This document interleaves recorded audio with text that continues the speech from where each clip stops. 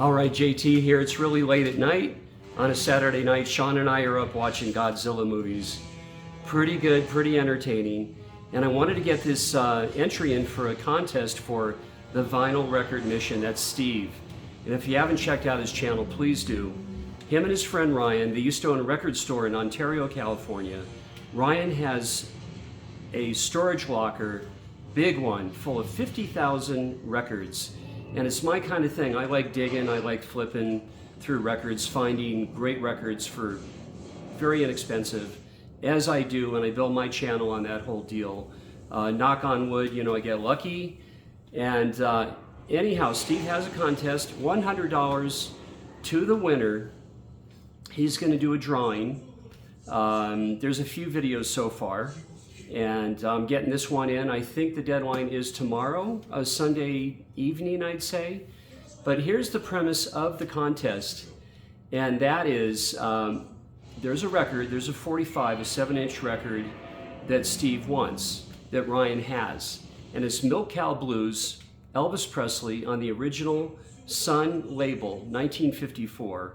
And on the low end, it's worth, you know, $1,800, $2,000 and upwards of $3,000 for this 45. Steve likes that sort of thing, you know, highly collectible 45s records, and he likes the old-timey stuff, and I really do too. Now, Ryan wants just one record from Steve. Steve thought he'd have to give maybe 3 or 8 or 5 or 6 $100 records to trade for this 45.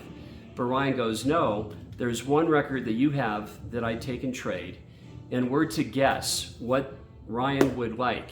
And so for me, I would figure that Ryan is into 80s classic metal and 90s bands as well. And I'm thinking that he wants an original pressing from Steve of Nirvana's Nevermind on the original, on the OG. And I think that would be a pretty good trade. And I think that's what it is. I'm just taking a wild guess, in my opinion, an educated guess, so we'll see. Now, part 2 of the contest is for me to say what I would trade for the Elvis Presley 1954 Original Sun label 45. Now, you know, I have some collectible records, but honestly, I gotta be honest, I wouldn't trade for that one. I just wouldn't. I love my 45s. I have hundreds of them, but I would lay off of that one. So I hope that's what the trade is. And Steve, I hope you get the Elvis 45. I love Elvis Presley, the King. I was there, as I've said many times, July 31st, 1969 at the International Hotel for his comeback. I dig that era of Elvis and the early stuff. Scotty Moore, all of it. So check out the Vinyl Record Mission, great channel, and this was fun doing this. Back to Godzilla movies. All right.